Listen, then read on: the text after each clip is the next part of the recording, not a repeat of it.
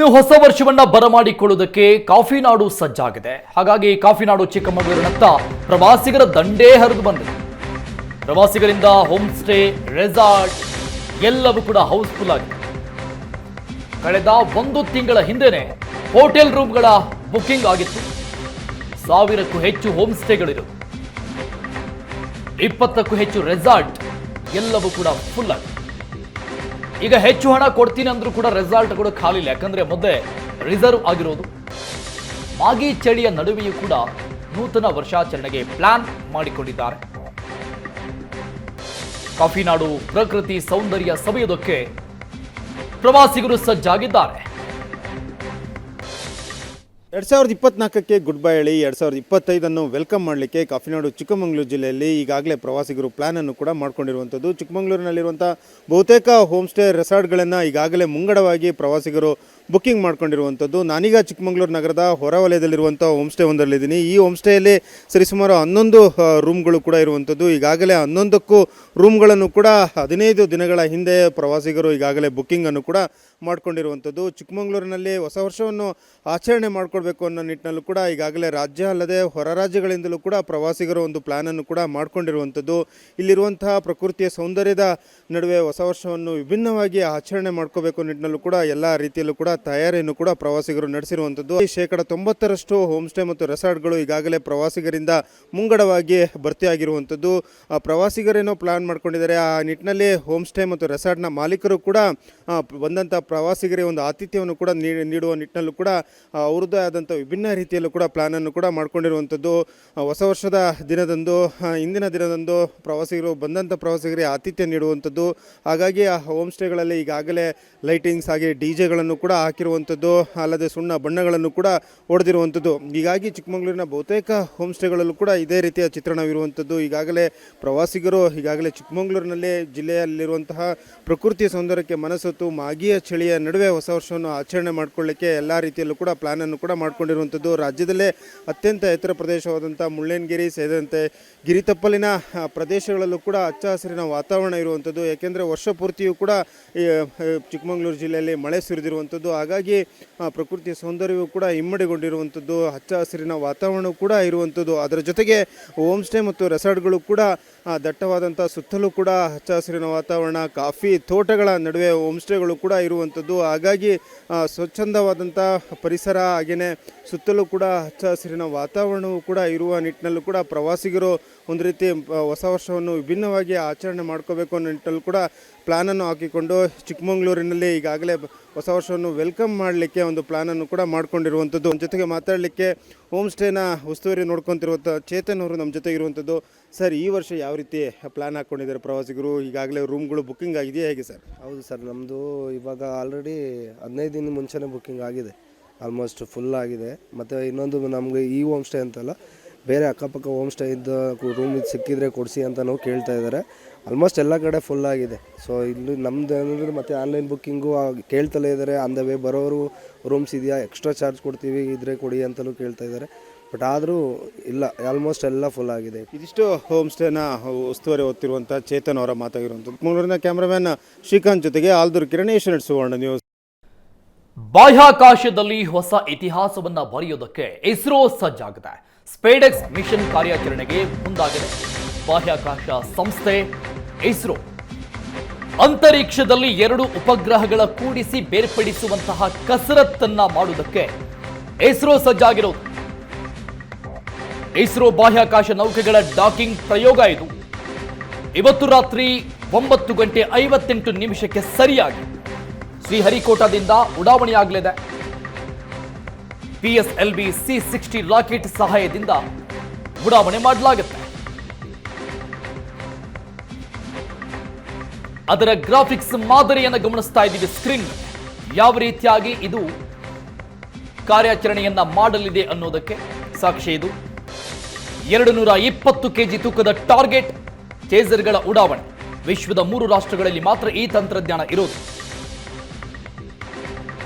ಈ ಸಾಧನೆ ಯಶಸ್ವಿಯಾದರೆ 4ನೇ ದೇಶ ಆಗುತ್ತೆ ವಿಶ್ವದ ಮ್ಯಾಪ್ನಲ್ಲಿ. ಅಮೆರಿಕ, ರಷ್ಯಾ, ಚೀನಾ ಬಳಿಕ ಡಾಕಿಂಗ್ ವ್ಯವಸ್ಥೆಯುಳ್ಳಂತಹ 4ನೇ ರಾಷ್ಟ್ರ ಆಗಿ ಭಾರತ ಹೊರಹೊಮ್ಮುತ್ತಾ ಇದೆ. ಸ್ಪೆನ್ಸರ್ಗಳನ್ನು ಬಳಸಿ 2 ಉಪಗ್ರಹಗಳು ಒಂದಕ್ಕೊಂದು ಜೋಡಣೆ ಆಗೋದು. ಉಡಾವಣೆಯ ನಂತರದಲ್ಲಿ ಯಾವ ರೀತಿಯಾಗಿ ಉಪಗ್ರಹಗಳು ಜೋಡಣೆ ಆಗಲಿವೆ ಅನ್ನೋದಕ್ಕೆ ಆ ಗ್ರಾಫಿಕ್ಸ್ನ ಮಾದರಿಯನ್ನ ನೋಡ್ತಾ ಇದ್ದೀವಿ. ಇಸ್ರೋ ಬಾಹ್ಯಾಕಾಶ ನೌಕೆಗಳ ಡಾಕಿಂಗ್ ಪ್ರಯೋಗ PSLV C-60 ರಾಕೆಟ್ ಸಹಾಯದಿಂದ ಉಡಾವಣೆ ಆಗಲಿದೆ ರಾತ್ರಿ 9:58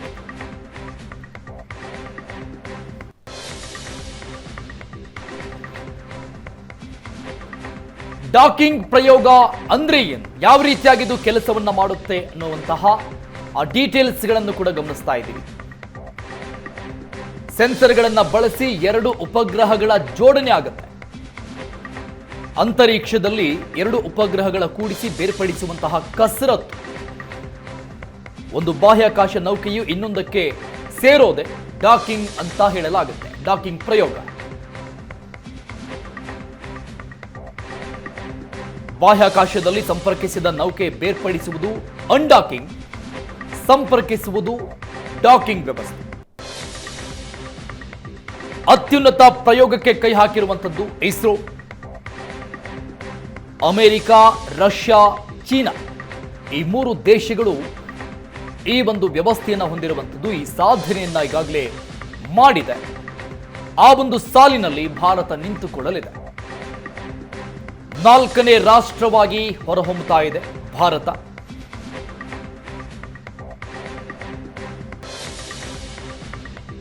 ಅತಿ ದೊಡ್ಡ ಬಾಹ್ಯಾಕಾಶ ಪ್ರಯೋಗಕ್ಕೆ ಭಾರತ ಸಜ್ಜಾಗ್ತಾ ಇರುವುದು, ಇಸ್ರೋ ಸಜ್ಜಾಗ್ತಾ ಇರುವುದು.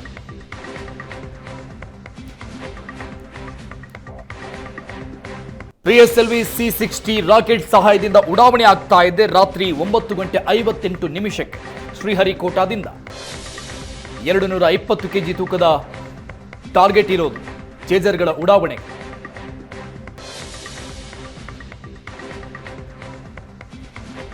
ಡಾಕಿಂಗ್ ಪ್ರಯೋಗ ಯಾಕೆ ಮಾಡಲಾಗುತ್ತೆ, ಡಾಕಿಂಗ್ ಅಂದ್ರೆ ಏನು, ಆ ಡೀಟೇಲ್ಸ್ಗಳನ್ನ ಗಮನಿಸ್ತಾ ಇದ್ವಿ. ಯಾವ ರೀತಿಯಾಗಿ ಇದು ಕಾರ್ಯಾಚರಣೆಯನ್ನ ಮಾಡಲಿದೆ ಅನ್ನೋದಕ್ಕೆ. ಮಾನವ ಸಹಿತ ಅಂತರಿಕ್ಷಯಾನ ಚಂದ್ರನ ಬಳಿ ಮನುಷ್ಯರನ್ನ ಕಳುಹಿಸೋದಕ್ಕೆ ಸಹಾಯ ಈ ಡಾಕಿಂಗ್ ಪ್ರಯೋಗ.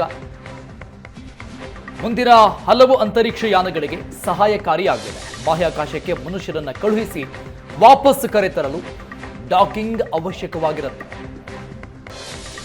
ನಾಸಾ ರೀತಿಯಲ್ಲಿ ಇಸ್ರೋ ಸ್ವದೇಶಿ ಭಾರತೀಯ ಅಂತಾರಾಷ್ಟ್ರೀಯ ನಿಲ್ದಾಣದ ಗುರಿಯನ್ನು ಹೊಂದಿದೆ. PSLV C-60 ರಾಕೆಟ್ ಸಹಾಯದಿಂದ ಉಡಾವಣೆಯಾಗಲಿದೆ ಇಂದು ರಾತ್ರಿ 9:58. ರಾಜ್ಯದಲ್ಲಿ ಸಾರಿಗೆ ಮುಷ್ಕರವನ್ನ ಹಿಂಪಡೆಯಲಾಗಿದೆ. ಸಂಕ್ರಾಂತಿ ಹಬ್ಬದವರೆಗೂ ಸಾರಿಗೆ ಬಸ್ ಮುಷ್ಕರಕ್ಕೆ ಸಿಎಂ ಬ್ರೇಕ್ ಹಾಕಿದ್ದಾರೆ. ಈ ಸಂಬಂಧಪಟ್ಟಂಗೆ ನಿನ್ನೆ ಸಾರಿಗೆ ಸಚಿವ ರಾಮಲಿಂಗಾರೆಡ್ಡಿ ಸಿಎಂ ಜೊತೆ ಮಾತನಾಡಿದ್ರು. ಹೊಸ ವರ್ಷಕ್ಕೆ ರಸ್ತೆಗೆ ಸಾರಿಗೆ ಬಸ್ಗಳು ಇಳಿಯಲಿವೆ. ನೋ ಡೌಟ್ 31ನೇ ತಾರೀಖು ಅಂದ್ರೆ ನಾಳೆ ಸಾರಿಗೆಯ ವ್ಯವಸ್ಥೆಯಲ್ಲಿ ಒಂದಿಷ್ಟು ಅವಾಂತರಗಳು ಸೃಷ್ಟಿಯಾಗುತ್ತಾ ಅನ್ನುವಂಥ ಪ್ರಶ್ನೆಗಳಿತ್ತು. ಇಲ್ಲ ಅನ್ನುವಂಥ ಉತ್ತರ ಈಗ ಸಿಎಂ ಸಿದ್ದರಾಮಯ್ಯ ಸಭೆಯ ಬೆನ್ನಲ್ಲಿ ಮುಷ್ಕರವನ್ನ ವಾಪಸ್ ಪಡೆಯಲಾಗಿದೆ. 31ನೇ ತಾರೀಕಿನಿಂದ ಮುಷ್ಕರಕ್ಕೆ ಕರೆ ಕೊಡಲಾಗಿತ್ತು ಸಾರಿಗೆ ನೌಕರರಿಂದ. ನಾಳೆ ಎಂದಿನಂತೆ 4 ನಿಗಮಗಳ ಬಸ್ಗಳ ಸಂಚಾರ ಆಗಲಿದೆ. BMTC, KSRTCಯ ಎಲ್ಲ ಬಸ್ಗಳು ರೋಡಿಗಿಳಿತಾ ಇದೆ.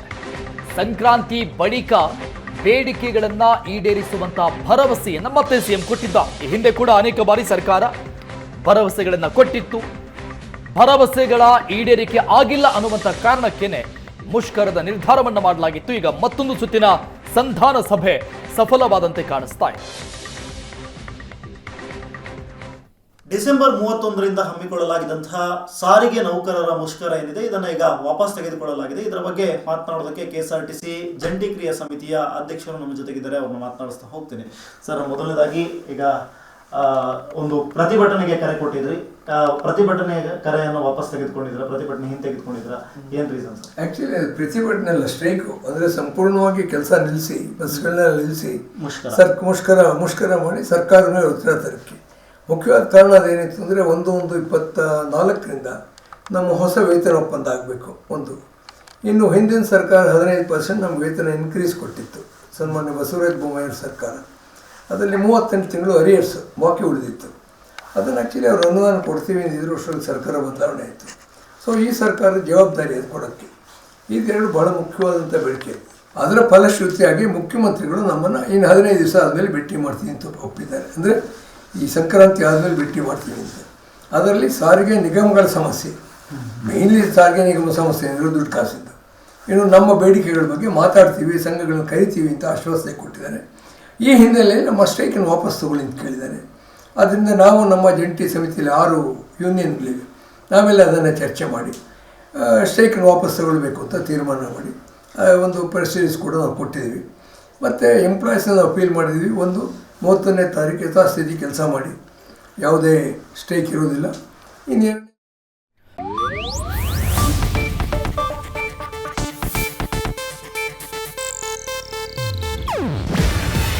ಇದು ಏಷ್ಯಾನೆಟ್ ನ್ಯೂಸ್ ನೆಟ್ವರ್ಕ್ ಪ್ರಸ್ತುತಿ. ನೀವು ನೋಡ್ತಿದ್ದೀರಾ ಏಷ್ಯಾನೆಟ್ ಸುವರ್ಣ ನ್ಯೂಸ್.